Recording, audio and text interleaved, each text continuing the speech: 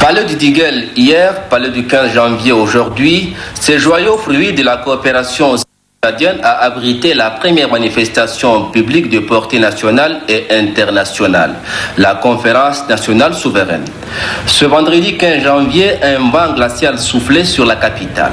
Ils étaient quelques 800 délégués constitués pour la plupart d'éminentes figures tchadiennes à répondre présents à ce rendez-vous. De l'incontournable grand boubou brodé à la veste et à la cravate, tout le monde s'est imposé une tenue de ville. On se distribuait par-ci des accolades, par-là des chaudes poignées de main, le tout dans une atmosphère de retrouvailles à la mesure de l'événement. L'événement est plus qu'historique, du point de vue des enjeux d'abord. Si de l'avis de beaucoup de Tchadiens, ce n'est approprié pour poser un diagnostic serein et clair au pays, certains voulaient en profiter pour y batailler dur afin de se hisser aux commandes des futures institutions. Qu'à cela ne tienne, un seul souci animait cependant les participants, c'est jeter les bases d'une société démocratique solide. Premier acte de cette volonté, la cérémonie d'armes organisée par l'association tchadienne de non-violence. Le président de la République, accompagné de 3 personnalités, vont accomplir l'acte symbolique en jetant dans les flammes des armes de guerre qu'ils ont reçues des mains des membres de la non-violence. Pour le chef de l'État, que le Tchadien considère ce geste comme un rejet définitif du recours à l'arme et à la violence. Deuxième acte, la cérémonie a changé de cadre. Leaders politiques, syndicalistes, responsables d'associations, membres du gouvernement, sultans et autres dignitaires, personnalités ressources, diplomates et autres invités ont envahi la grande salle du palais du 15 janvier. Ensuite, le chef de l'État fit son entrée dans la salle où régnait une ambiance solennelle. Dans un discours d'environ 2 heures, le président de la République a fait l'historique de l'évolution de notre pays. Il a brossé un tableau somme toute sombre de la situation politique et socio-économique du pays depuis l'indépendance, en soutient le contexte dans lequel se tient cette conférence nationale souveraine et dont la mission est on ne peut plus salvatrice. Aussi, il a souhaité qu'à l'issue de cette CNS, il n'y ait ni vainqueur ni vaincu, mais une société tchadienne soudée par des intérêts communs. Dans les moments aussi décisifs, les responsabilités sont les plus grandes. En abordant les problèmes du Tchad, nous ne devons pas raisonner en plaignant et en défendant, mais en élément d'une même société à la recherche de solutions communes. De sorte qu'à l'issue de cette conférence, comme beaucoup l'ont dit, il n'y a ni vainqueur ni vaincu, mais une société soudée par des intérêts communs et régie par des règles claires et sécurisantes.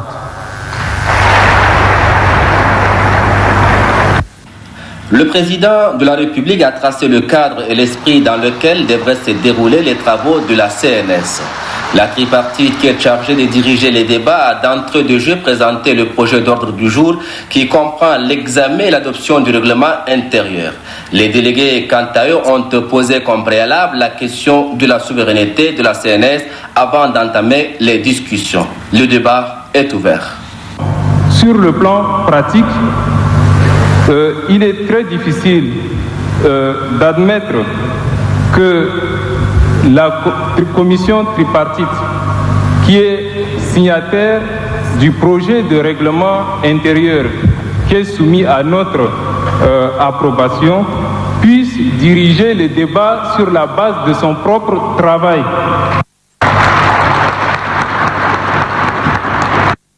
En notre sens, d'abord, la proclamation de la souveraineté de la CNS qui doit être inscrite selon la procédure d'urgence au journal officiel de la République et la mise en place d'un bureau provisoire avec 2 représentants des partis politiques, les différentes sensibilités, un représentant du monde rural, un représentant de l'exécutif et un représentant de la société civile qui doivent diriger les débats concernant l'adoption de ce règlement intérieur et arriver à mettre en place sur une base consensuelle le présidium qui doit présider aux travaux de la CNS, si elle est souveraine.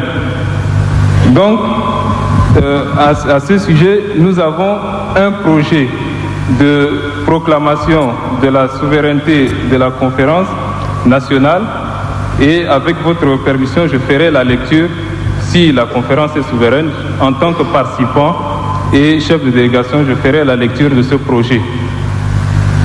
Nous, peuple tchadien réunis en conférence nationale souveraine, constatant la crise profonde, multiforme et persistante à laquelle le pays est confronté depuis de nombreuses années.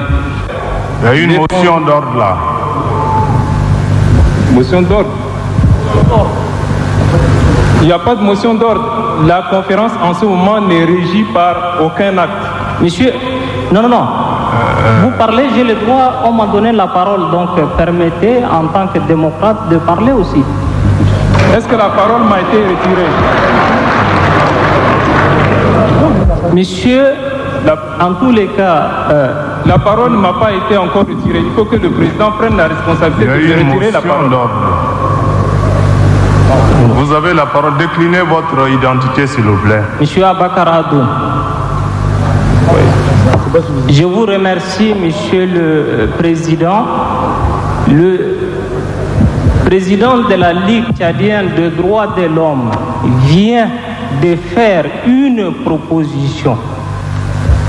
Donc, par rapport à cette proposition, l'Assemblée n'est pas encore prononcée et en plus, il n'a pas, en tant que président de la Ligue des droits de l'homme, faire une déclaration au nom du peuple tchadien pour déclarer la souveraineté de la conférence nationale. La conférence nationale souveraine a été confirmée encore devant vous hier que la conférence nationale est souveraine. Je crois que nous nous en tenons à ça.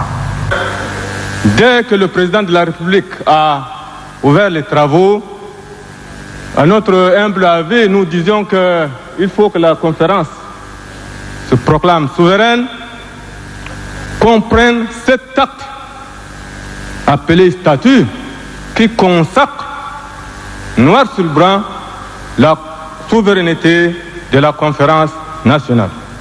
Je suis aussi étonné par le fait que certains disent que la déclaration du chef de l'État ne peut avoir valeur juridique. Ce qui m'amène à dire que nous avons tendance à avoir la mémoire courte. En effet, une déclaration du même chef de l'État du 4 décembre 1990 qui, à l'époque,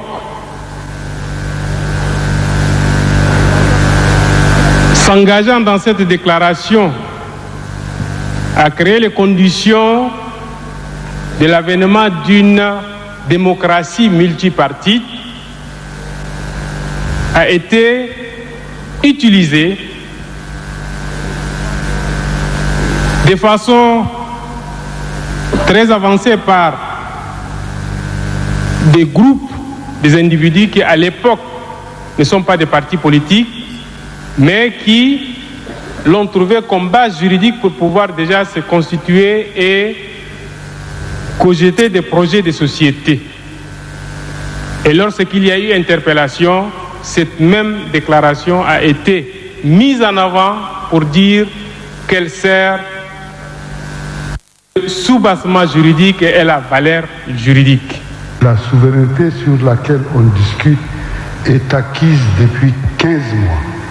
La parole du président premier magistrat fait force de loi. Il n'est pas besoin de demander des écrits pour la souveraineté de la conférence. Ici, le problème fondamental n'est pas la souveraineté.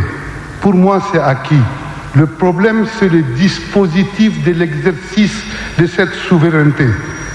Et cela ressort du présidium avec son assemblée. La première des choses, c'est qu'on ne peut pas accepter que l'acte de souveraineté soit signé ou contresigné par le chef de l'État parce que ça va être une source de conflit. Je m'explique. Pendant la conférence ou après la conférence, le chef de l'État est libre de prendre un autre acte pour annuler un acte qu'il aura signé.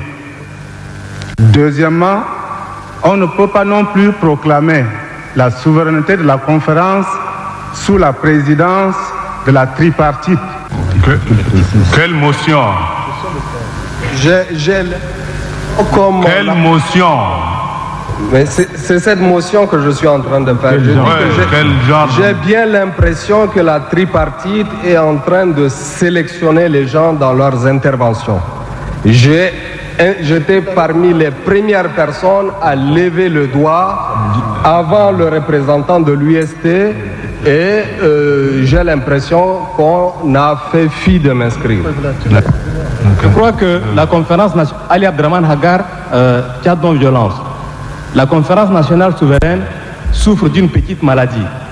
Cette petite maladie, à mon avis, elle s'appelle la tripartiomite. Et comme on sait, une maladie est vite arrivée, mais elle part très difficilement. C'est pourquoi tout le monde est unanime pour qu'on élise un présidium. Et le présidium fera tout le travail. Je crois qu'on va avancer franchement très rapidement.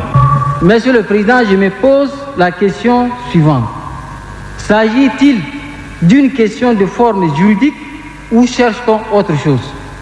Et j'ajoute là, parce que j'ai appris, j'ai entendu qu'une fois que la souveraineté sera proclamée, tout le peuple tchadien est appelé à sortir dans la rue pour danser. Alors, je me pose, monsieur de Grâce, monsieur du côté de Grâce, je me pose la question,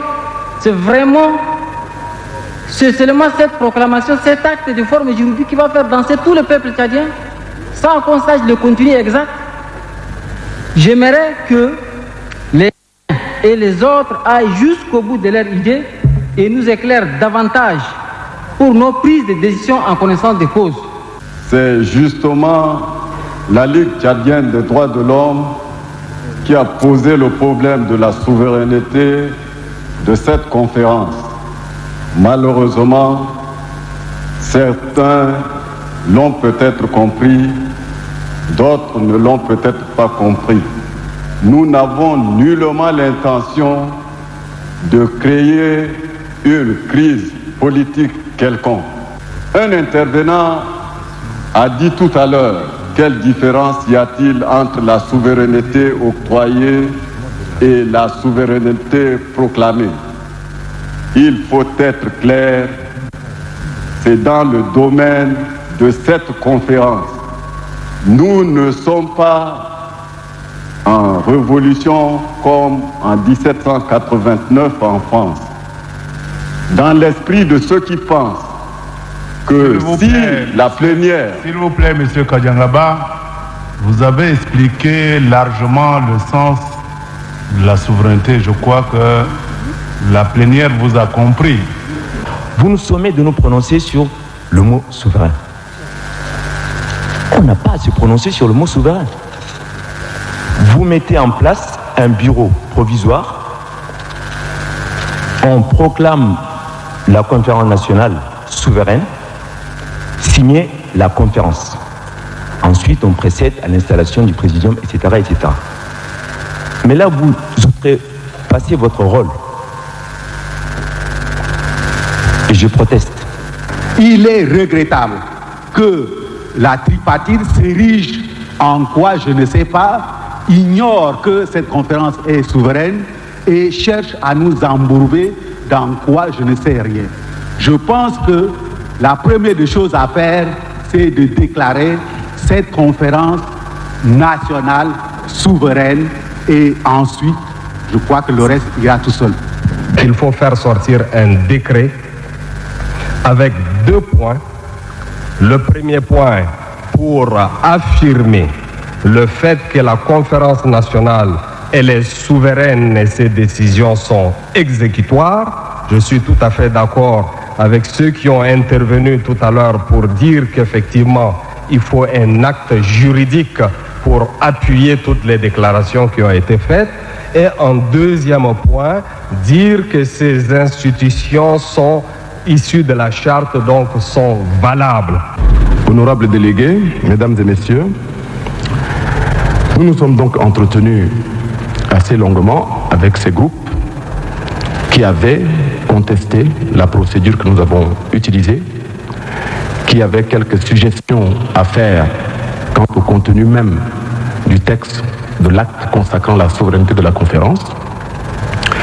Nous avons discuté et j'ai le plaisir et l'honneur de vous annoncer que nous sommes parvenus à un consensus. Article 1. La conférence nationale du Tchad est souveraine. Elle discute et prend librement ses décisions qui sont impératives et exécutoires par les institutions de la transition. Article 2. Le président de la République est le garant de la souveraineté nationale. Article 3. Les institutions issues de la charte nationale restent en vigueur pendant le déroulement de la conférence nationale souveraine jusqu'à la mise en place des institutions de la transition. Article 4. Le présent acte entre en vigueur dès son adoption et sera enregistré et publié au journal officiel de la République selon la procédure d'urgence. Je vous remercie. L'adoption par consensus de l'acte consacrant la souveraineté de la CNS a sans nul doute décrispé la salle. Cependant, le problème de vote a été un sujet de sérieuses divergences. Vote à main levée ou vote au scrutin secret, il faut trouver un compromis. Nous proposons donc le vote à bulletin secret. Et nous sommes conscients que certains de nos compatriotes qui ne pourraient pas exprimer leur participation au vote par écrit sont là parmi nous, mais nous proposons que des bulletins en couleur soient prévus, mais avant tout que ces gens-là soient bien dénombrés et que les bulletins en couleur soient prévus à leur intention. À la place de debout, assis ou couché, je propose tout simplement le vote au bulletin secret. Et je crois que les papiers ne manquent pas pour que le bureau de vote mette à notre disposition des bulletins blancs ou rouges, et ceci aussi longtemps que la nécessité se fera sentir. Je propose qu'on maintienne seulement le vote se fait au scrutin public à main levée. Ici, sous-entendu, les gens soient assis. Le vote à main levée renferme beaucoup de risques. Il nous faudra passer au vote à bulletin secret. Nous sommes dans une conférence nationale et nous sommes des acteurs politiques et nous devrions, devant le peuple tchadien, montrer clairement notre choix. C'est pour ça que nous optons pour le vote à main levée dans la mesure où, n'en déplaise à certains, nous sommes un parti souverain dans la mesure où nous pensons que la réunion de concertation des partis, nous avons adopté le vote à bulletin secret. Nous préférons de manière honnête changer notre point de vue. J'ai dit que le Tchad a peur. C'est ça la réalité tchadienne. C'est pour chasser la peur qu'il faut que les Tchadiens votent par scrutin secret. Il y a bien sûr une minorité parmi nous qui n'ont pas peur. Mais je vous dis sincèrement, moi j'ai peur. L'argument de la peur qui a été avancé, l'argument de la peur, nous pensons qu'il n'a pas sa raison d'être dans cette assemblée qui est de surcroît une conférence nationale souveraine. le moyen le plus adéquat pour soutenir cette démocratie naissante, c'est bel et bien de combattre cette peur. Et pour la combattre, il faut bien démontrer ici dans cette salle que personne n'a plus peur, que nous pouvons voter à main levée pour dire ce que nous pensons sur telle ou telle question de tel ou tel candidat. Pour cette conférence nationale souveraine, le scrutin secret s'impose de manière impérative. Nous pensons que chacun, devant la nation, devant toute la population, et je crois que c'est l'importance que ces débats soient retransmis en direct, affiche son opinion et prenne ses responsabilités. Si demain, parce que nous avons décidé de voter à main levée, puisque c'est ce vote-là que nous préconisons, nous devrons être combattus par la population, nous sommes d'accord pour assumer cette responsabilité-là. Et je crois que nous sommes ici pour prendre nos responsabilités et nous sommes appelés à le faire. Sinon, il n'y aura pas de démocratie si nous ne sommes pas en mesure d'assumer nos responsabilités. La conférence est de plus en plus bloquée et n'arrive pas à démarrer. Et si nous continuons avec cette procédure, elle ne démarrera jamais. Parce que là, maintenant, d'aucuns disent que c'est l'article 58 nouveau qui pose problème. Il faudrait donc trouver un moyen pour régler ce problème. Moi, je pense, très humblement, qu'il faudrait qu'on trouve une solution en dehors de cette salle. Il faudrait en particulier que les grands groupes qui constituent la conférence nationale essaient de se retrouver pour repérer quels sont les points de blocage, aussi bien aujourd'hui dans le règlement intérieur que demain dans d'autres problèmes qui vont se poser, pour qu'on essaie de discuter et de se mettre d'accord. Parce que si nous voulons que les problèmes soient réglés en plénière, ils ne le seront jamais. Chaque groupe va lâcher ses loups et on va tous se croquer tous les jours, on n'avancera pas. Qu'est-ce que les gens appellent grand groupe? De consensus en consensus, on est allé du congrès de 62 à la guerre de 63. Du congrès de Doyaba à la généralisation de la lutte en 72. Des accords de Khartoum à la guerre de 79. De Kano 1, de Kano 2, de Lagos. Ça nous a mené à ce que nous savons. Monsieur le Président, prenez vos responsabilités pour que dans cette salle, la solution soit trouvée. Il n'y a pas à aller se voir dans les coulisses à l'extérieur pour revenir. Autrement dit, la conférence nationale n'aura pas de sens. Il faut que tout soit dans la transparence ici, parce que le peuple nous juge, Monsieur le Président. C'est impossible. Nous ne recherchons pas les débats de couloir. Nous n'avons peur de personne ici. Nous n'avons peur de personne. Et les gens nous connaissent par rapport à notre franc-parler. Et nous sommes venus dans cette salle, à cette conférence, pour livrer notre réflexion par rapport à notre attitude d'acteur. Tous les problèmes seront évoqués. Le problème du bilinguisme, le problème de la forme de l'État, le problème d'opposition nord-sud, le problème d'opposition chrétien-musulman, le problème des ingérences extérieures, tous ces problèmes seront abordés dans cette salle. Par conséquent, nous n'avons pas peur. Mais nous disons tout simplement qu'il faut nous créer les conditions pour que ce débat s'engage. En fait, ce que le forum veut, c'est quoi? C'est que le forum représente la minorité de blocage.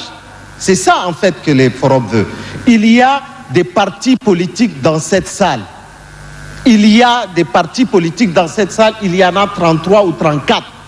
Nous représentons 13 partis ici. Nous représentons 13 partis. Notre point de vue doit être pris en compte. Les partis politiques réunis avec la société civile font un peu plus du tiers. Si les partis politiques dans cette salle n'arrivent pas à représenter le tiers, mais ils ne peuvent pas parler à notre nom.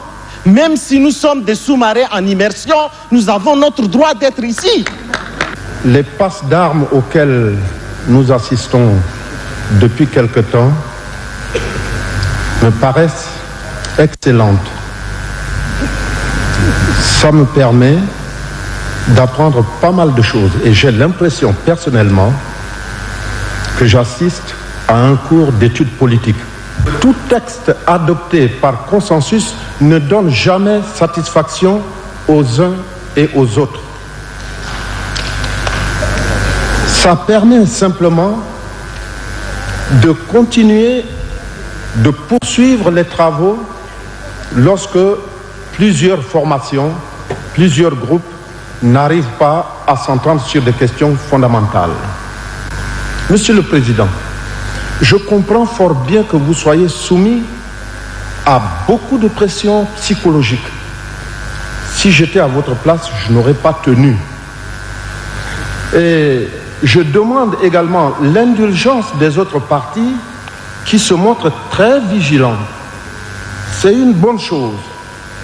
Et s'ils étaient à la place du bureau de la commission tripartite, ils seraient soumis également à la même pression psychologique et seraient même amenés à commettre certaines erreurs de procédure. Ce texte, à mon point de vue, en mon âme et conscience, suffit. De grâce, je vous demande simplement d'adopter ce texte tel qu'il est. Et la vigilance, la vigilance qu'ont manifesté tous les autres partis permettent de suivre avec beaucoup d'attention les autres textes qui viendront un peu plus tard. Mais il faudra que ce texte serve de base. Mesdames, Messieurs, après l'intervention de M. Bangui Antoine et son appel pathétique en direction de l'Assemblée, je demande d'adopter le règlement intérieur de la Conférence nationale souveraine par acclamation.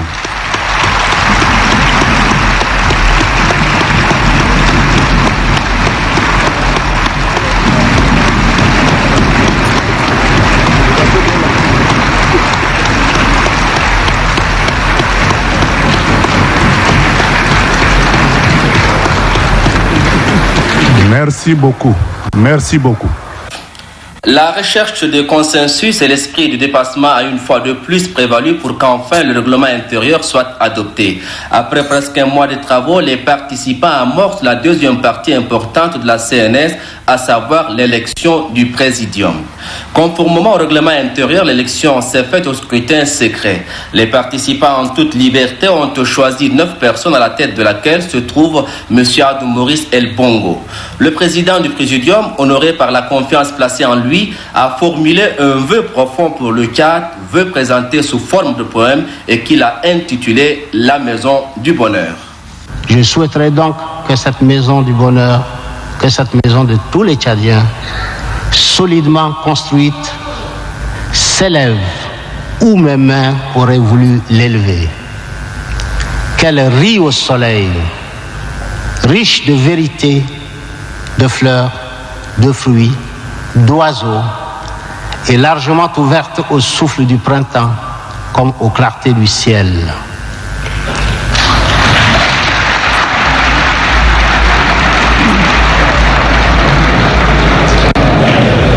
Que la veille ouvrière y bâtisse son miel, que l'hymne de la joie humaine y retentisse et que tout y soit beauté quand tout y sera justice.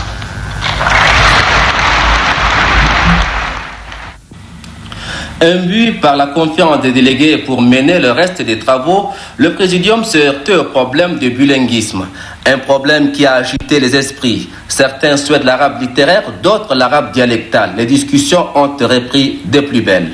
Les amis arabophones tiennent à ce qu'on supprime le SAR. C'est pas faisable.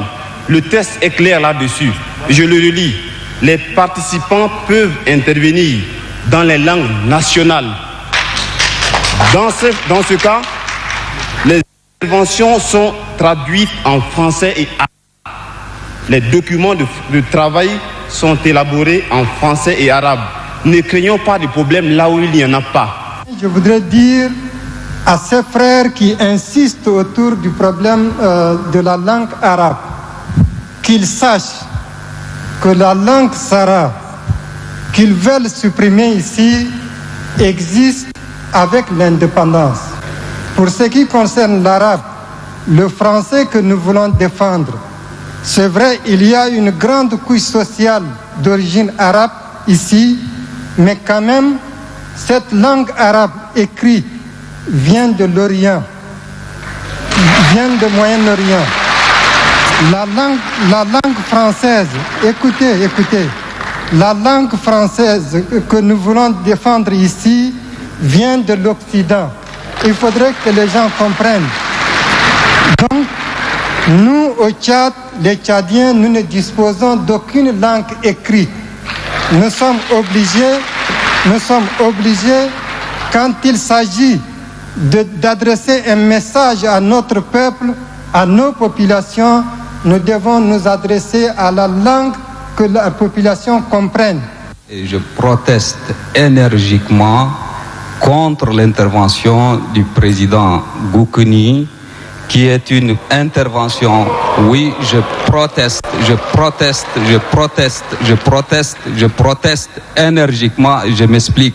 Le règlement intérieur dit bien que la traduction se fait en langue officielle, le français et l'arabe. Ce qui a été dit dans le règlement intérieur, que chacun peut intervenir en langue nationale. Monsieur le ministre, je vous fais encore remarquer que ce n'est pas une motion, c'est là une intervention. Je proteste parce que je m'explique. Je proteste. La langue arabe est venue comme toutes les autres langues. Je suis obligé de vous retirer la parole, monsieur le ministre. Quand on ne connaît pas l'histoire, que vous rappelez à des gens qui peut-être par un accident de l'histoire sont devenus des chefs de ce pays, ignorant qu'il y a des Arabes au Tchad. C'est ces Arabes-là qui reconnaissent qu'ils les ont aidés pour arriver à la tête de cet État. Je voudrais que vous puissiez rappeler à ces gens-là qui dénaturent l'histoire.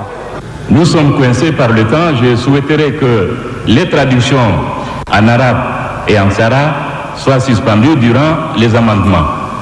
Et les traductions seront faites quand le document sera, amendé complètement. Considérant que le présidium est contre la langue arabe, chaque fois qu'il y a un blocage, les gens veulent dire, mais supprimons d'abord la langue, pour qu'il ait raison. Et ça, c'est tout à fait anormal. Pourquoi la moitié de la salle qui ne comprend pas le français doit assister comme ça à nous, pour nous regarder? Nous ne nous adressons pas à la Libye, nous n'adressons pas au Soudan, à l'Iran, au Koweït. Ce qui s'est fait ici est fait pour les Tchadiens. Et si ces gens ont des maîtres à penser, ils auraient la latitude de prendre les documents et de leur envoyer ça par la poste.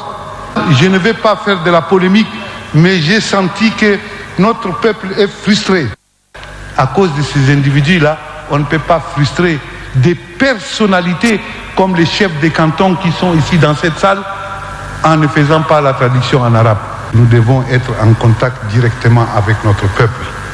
Pour ce qui concerne les Arabes, surtout les chefs des cantons arabes qui sont ici, pardonnez-moi, excusez-moi, dire à tout le monde que je n'ai rien contre vous. D'ailleurs, mes enfants sont des Arabes. Il faut bien savoir, j'ai des enfants arabes. Il faut bien savoir, je ne suis pas contre l'arabe. Notre arabe est mieux compris dans beaucoup de pays arabes que l'arabe du Soudan, que l'arabe de la Libye, que l'arabe de l'Algérie. Je suis pour l'intégration et l'évolution de l'arabe, que ce soit clair. Mais il y a des gens qui veulent faire de l'obscurantisme, qui veulent que tout soit noir, soit blanc. Nous sommes dans un monde où les idées évoluent et les idées doivent être prises dans leur contenu exact. Ce que je voudrais dire, une langue ne s'impose pas, ne se décrète pas. Je dirais à mon ami Kamougué que si en 1978, elle a été défendue, les mêmes raisons pour le moment sont valables pour la défendre. Défendons-la en tant que langue nationale, un facteur susceptible de nous unir. Nous sommes en train de chercher tout facteur, minime soit-il, susceptible de nous aider, de nous unir. Le frère Kebzabo, dans son intervention, il a dit que la langue arabe doit avoir droit de citer au Tchad plus que dans tout autre pays de l'Afrique subsaharienne. C'est réel. Les mots qui ont miné le pays pendant 30 ans et les remèdes qu'il faut pour sortir le Tchad de son ornière ont dominé les différentes communications des délégués. De ces interventions, l'on retiendra surtout la forme de l'État, la sécurité et la laïcité de l'État. Tout ce qui s'est passé dans notre pays, de l'indépendance à nos jours, en passant par les événements de février 1979, de mars 1980, de juin 1982 et décembre 1990, n'est pas imputable seulement à un seul individu, mais à nous tous, certes à des degrés divers, à tous les Tchadiens, de toutes les régions, de toutes les ethnies et surtout de toutes les tendances politico-militaires confondues, et plus particulièrement de leur chef dont je suis l'un d'eux.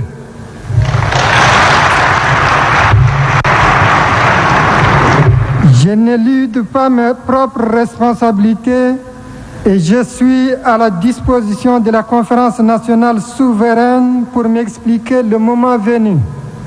Je dois dire à la suite de M. le Président Goukouni qu'à l'exception de ceux qui n'ont jamais rien osé pour ce pays et de ceux qui n'ont pas seulement eu l'occasion d'oser quoi que ce soit, tous les autres, y compris moi-même, ont une part de responsabilité qu'ils doivent se tenir prêts à assumer.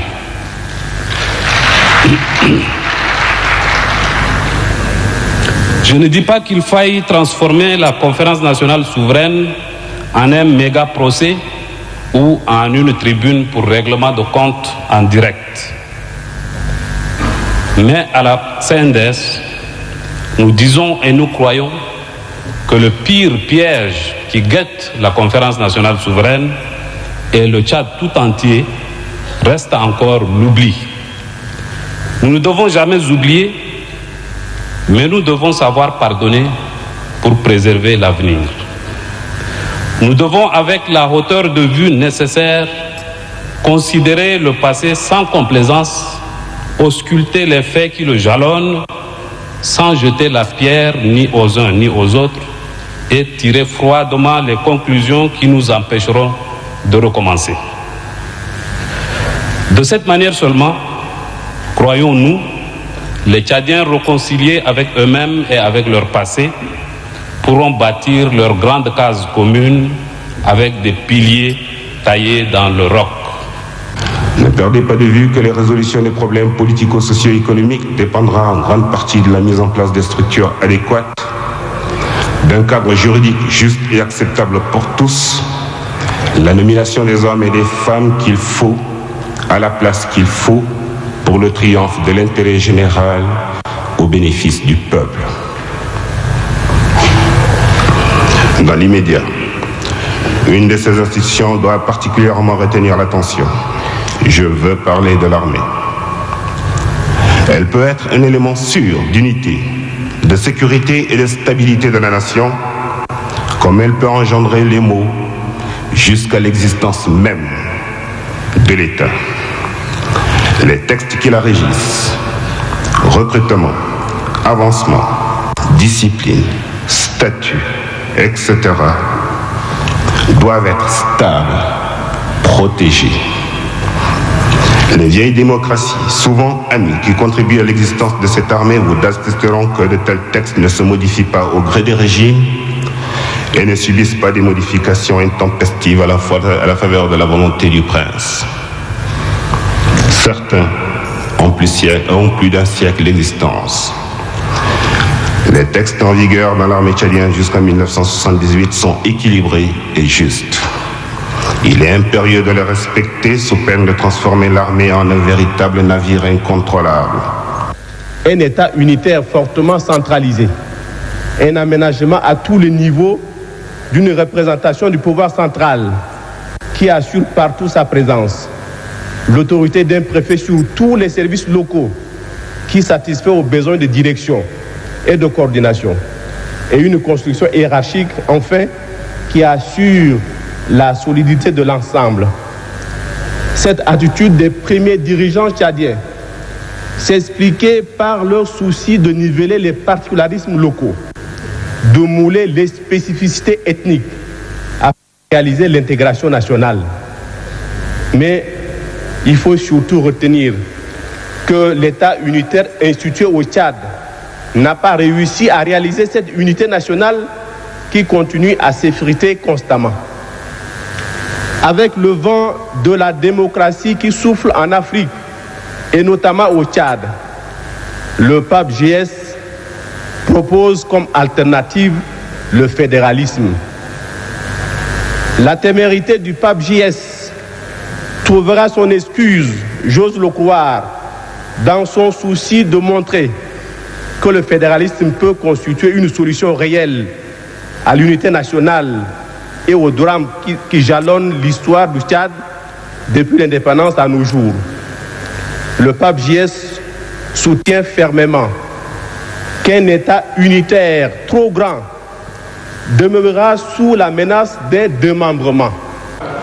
La laïcité de l'État tchadien n'a jamais été démentie en théorie, ni dans les textes constitutionnels, ni dans les différents actes et chartes proclamés entre ces constitutions. C'est dire que chaque Tchadien peut pratiquer le culte de son choix en toute liberté et dans la tolérance. Dans les faits, malheureusement, cette laïcité n'a pas été respectée et l'État s'est constamment mêlé des questions d'ordre confessionnel, fin politique. Nous pensons qu'à l'avenir, l'État devra se démarquer de manière franche de toutes les religions et se tenir à égale distance de chacune d'elles. Aussi, les futurs dirigeants devront-ils s'abstenir d'utiliser les attributs de l'État lors des manifestations confessionnelles pour éviter de semer la confusion et vider la laïcité de son contenu. À l'église, à la mosquée et au temple, le dirigeant est avant tout un fidèle comme les autres, même si des dispositions discrètes de sécurité sont indispensables pour le protéger en tant qu'incarnation de l'État. De la communication, l'on retiendra également celle de l'ancien président malien Amadou Toumani Touré.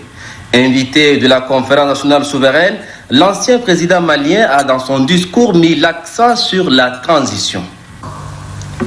Ne pensez pas que la fin de la conférence nationale souveraine sera la fin des difficultés.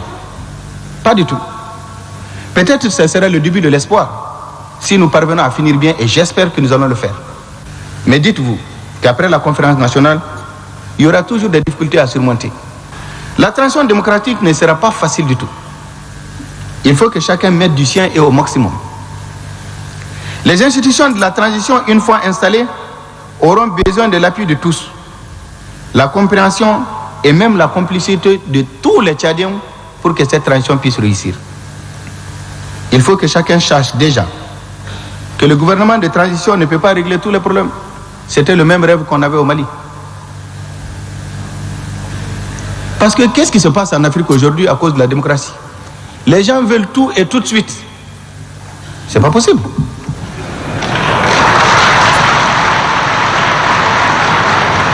Mais il faut que nous gardions également une constante à l'esprit.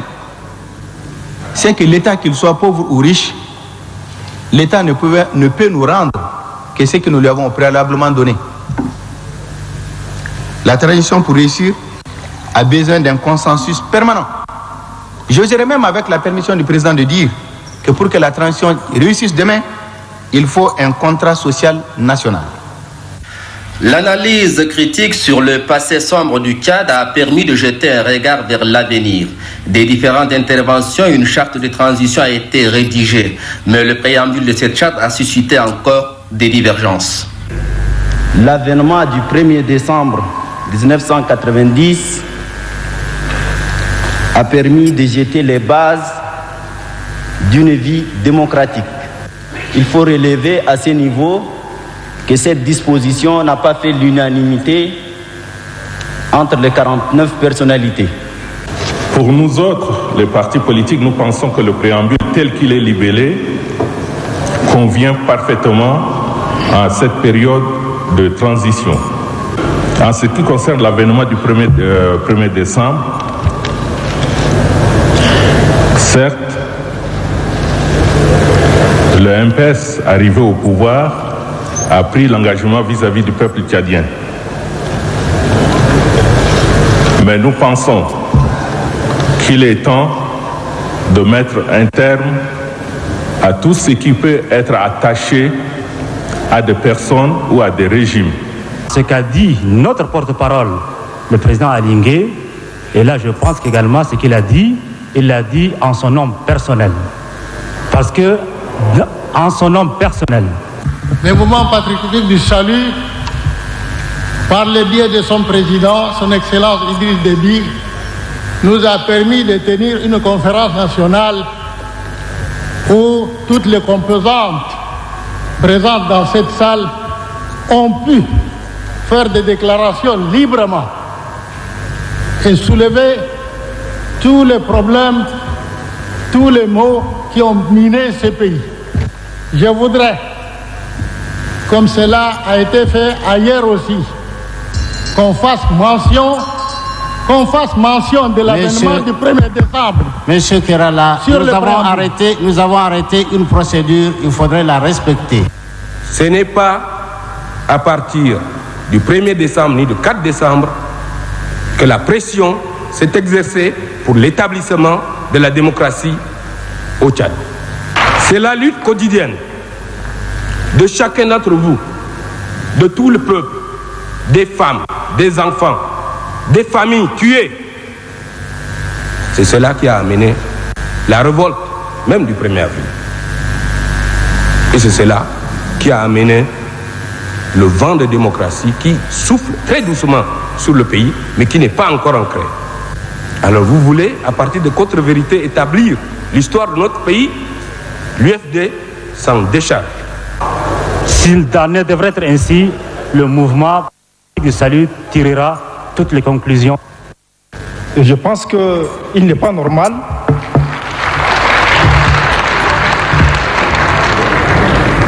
que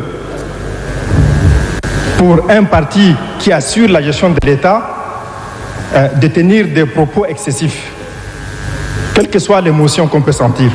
Je pense que si la date du 1er décembre est considérée comme étant la victoire de MPS, je crois que, en toute objectivité, le MPS a lutté pour la chute de la dictature, ça c'est une réalité, mais il n'a pas été le seul à lutter. Je crois que la lutte du peuple tchadien ne commence ni au 1er décembre ni au 1er avril. Je propose la chute du régime de parti unique sous les coups conjugués des différentes forces patriotiques ont ouvert la voie à une vie démocratique. Chute effectivement et sous le coup de plusieurs forces. Voilà mon compromis. Merci Monsieur le Président. Le bureau de la Commission a tenu compte de ces amendements et est prêt à nous faire une contre-proposition. Je donne la parole au président de la Commission. La chute du dernier régime de parti unique sous les coups conjugués des différentes forces patriotiques a ouvert la voie à une vie démocratique. Est-ce que vous seriez d'accord avec la dernière version telle que lecture vient de vous en être donnée?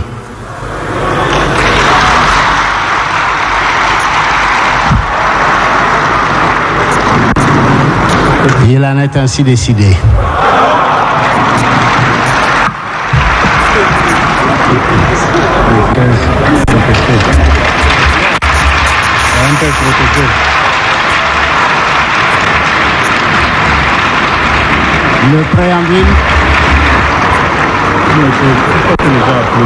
Le préambule du document est donc adopté. Il y a eu des interventions, surtout de MPS, concernant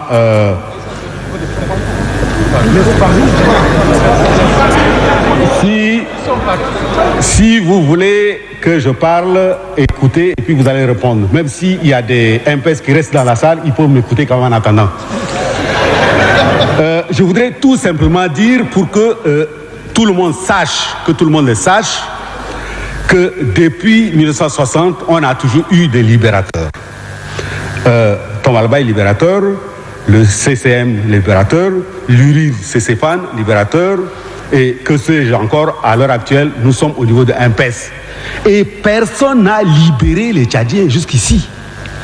Et je vois très mal que certaines personnes ont la prétention d'insérer indirectement ou directement comme quoi il y a quelqu'un qui a libéré les Tchadiens. Jusqu'ici, je n'ai pas encore vu un libérateur quelconque.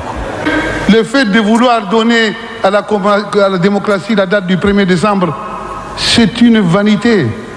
Vanité de vanité et tout est vanité, disait l'Ecclésiaste. S'il faut les aider, pour ne pas frustrer ses camarades, nous sommes prêts à faire des concessions, nous sommes prêts à nous entendre. Mais il n'y a pas de date pour une démocratie, que chacun le sache. Alors, maintenant, il faudrait qu'on fasse des pieds et des mains, qu'on ramène ces camarades-là dans la salle, qu'on s'entende et qu'on continue le travail. Je vous remercie, Monsieur le Président.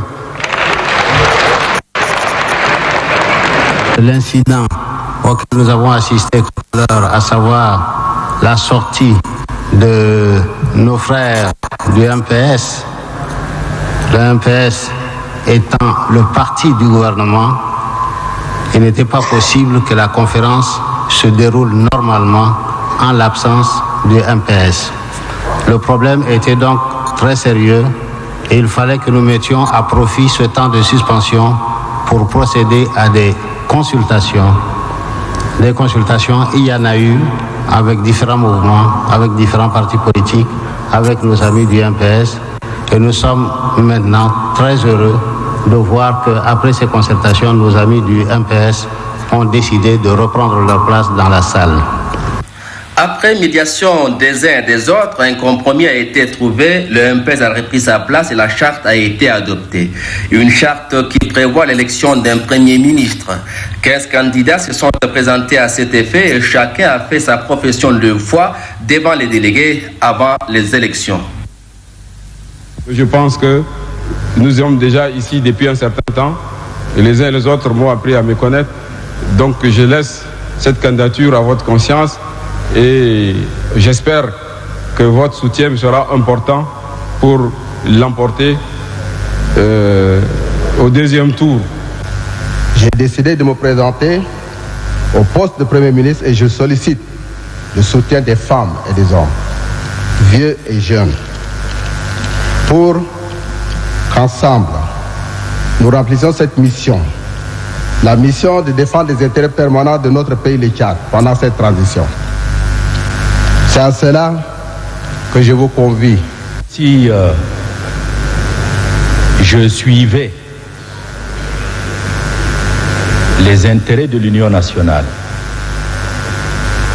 et mes intérêts propres, je ne me présenterai pas comme candidat au poste de Premier ministre. Mais je pense que devant l'intérêt national, les intérêts particuliers doivent s'effacer. À 60 ans, je ne cherche pas certainement un poste pour me faire un gâteau. C'est l'énormité de la tâche, c'est la difficulté de la tâche, c'est la situation difficile dans laquelle se trouve mon pays qui me fait obligation d'accepter de solliciter ce poste-là pour essayer de passer les dernières années de ma vie à essayer de rendre service à mon pays. C'est pour les difficultés de la tâche que je m'offre aujourd'hui. Et si demain, à cause de ces difficultés de la tâche, il m'arrivait de mourir, eh bien, ce serait la plus belle mort parce qu'il n'y a rien de plus beau que de mourir pour son pays. La fois dernière, je m'étais présenté à vous. Vous m'avez sanctionné et vous avez raison. Aujourd'hui encore, je me présente à vous. Cette fois-ci, je saisis vos deux mains. Je vous demande d'aider le pays. Ce n'est pas moi. Mon grand rêve, c'est de voir le Tchad devenir un jour la Suisse de l'Afrique. Parce que je ne fais pas la politique pour mériter le paradis, mais c'est pour être heureux sur la terre. Et avec tous mes frères, donc mes amis, mes frères, je ne peux pas dire autre chose il vous appartient de juger et de me juger à travers les actes que je fais. Compte tenu de la situation difficile dans laquelle nous nous trouvons, nous pensons qu'avec le président Déby, nous pouvons former une bonne équipe. Je pense également que si j'ai sollicité le suffrage des uns et des autres, c'est pour que cette période de transition se passe sans problème. La situation économique et financière, la crise sociale, le respect des droits de l'homme. Pour vaincre tous ces défis, je n'ai pas grand-chose à offrir que ma volonté de travailler. Je m'appelle Fidèle Mungar. Depuis 11 mois, je m'occupe de l'éducation nationale. Si vous me faites confiance, je me battrai de toutes mes forces pour que nous puissions gagner. Je voudrais vous dire que la transition se fera nécessairement avec des problèmes. Des problèmes de rapport entre les hommes et des problèmes que les Tchadiens vivent quotidiennement. Celui qui dit que la transition se fera sans problème avec lui, c'est un menteur. Si le président Idriss Déby lui-même pouvait vous dire quel genre de rapport j'ai avec lui, vous pourriez sans hésiter dire Gali doit être à côté de lui. Nous pensons qu'il est difficile de bâtir quelque chose de durable sur le mensonge. Très difficile. Je n'irai pas beaucoup plus loin, c'est à vous de voir si c'est à des gens comme ça qu'on doit confier le genre de charge que je postule ou pas. Si je me présente aujourd'hui, c'est pour poursuivre ce que j'ai toujours fait. Dans la note que j'ai eu à distribuer, il y a une petite phrase qui est intitulée « Servir l'État ». Et c'est cela que je voudrais continuer à faire. N'appartenant à aucun parti, j'ai envie, j'ai la prétention de vouloir conduire la transition en douceur, comme on dit. Donc je pense qu'il est possible de collaborer, de travailler ensemble pour mener à bien cette jeune démocratie, pour permettre à ceux qui, au terme de la transition, voudraient bien se lancer dans d'autres combats. Nous avons pendant 2 mois dit nous-mêmes ce que nous voulions. Nous avons demain à le faire ensemble avec celui que vous aurez choisi. Ce Tchad nouveau, je voudrais le servir. Je voudrais le servir avec vous, avec les jeunes, avec les femmes. Et je vous fais une confidence, si jamais vous me portez à la tête de cette primature, je crois que les femmes seront normalement représentées, les jeunes seront normalement représentés. Et j'estime et je crois aussi que la lutte contre la violation des droits de l'homme se poursuivra dans le cadre de nos lois, bien sûr. Proposer ma modeste personne, que vous connaissez certainement, pour vous demander qu'ensemble, que tous les Tchadiens se remettent au travail. Parce que nous avons un grand pays, un pays dans lequel je crois. Je crois profondément au Tchad, je crois sincèrement aux Tchadiens, et le Tchad pour moi c'est une passion. Le point culminant de cette retrouvaille entre Tchadiens, c'est le choix de la personne qui devra diriger l'équipe gouvernementale de la transition. Abdelkerim Fidèle Mungar, ancien ministre de l'Éducation nationale et président du parti Actus, est élu Premier ministre. Ça n'a pas été facile, de même que la désignation des 57 membres du Conseil supérieur de la transition. Le CST qui, comme on le sait, joue le rôle d'un organe consultatif et de loi et donc d'une Assemblée nationale. Cette étape, presque la dernière, donne lieu à un prélude des travaux de la clôture. La clôture qui vient le 7 avril 1993. Cette matinée de 7, le décor est planté. La salle comble comme à l'ouverture le 15 janvier. Une présence extraordinaire des délégués, dont parmi eux l'ancien président malien Amadou Toumani Touré. Devant ce parterre de personnalités, le chef de l'État Idriss Déby fait son discours. Un engagement est pris solennellement. Je m'engage à faciliter personnellement la transition. La transition doit commencer dès la sortie de cette salle, a-t-il dit. Nous devons éviter en particulier un démarrage trop lent et n'oublions pas surtout que dès notre sortie tout à l'heure de cette salle, le Tchad entre dans la transition.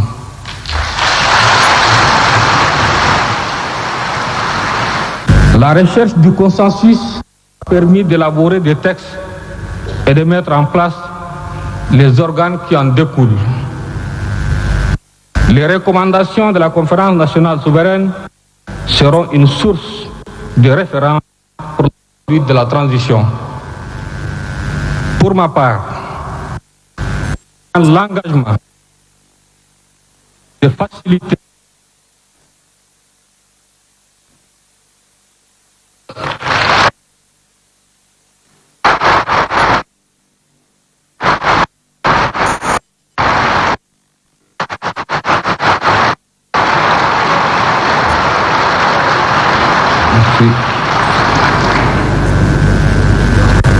Je compte sur les membres du Conseil supérieur de la transition et sur les membres du futur gouvernement pour travailler avec le même esprit de compréhension et de dépassement qui a prévalu pendant les travaux de la Conférence nationale souveraine.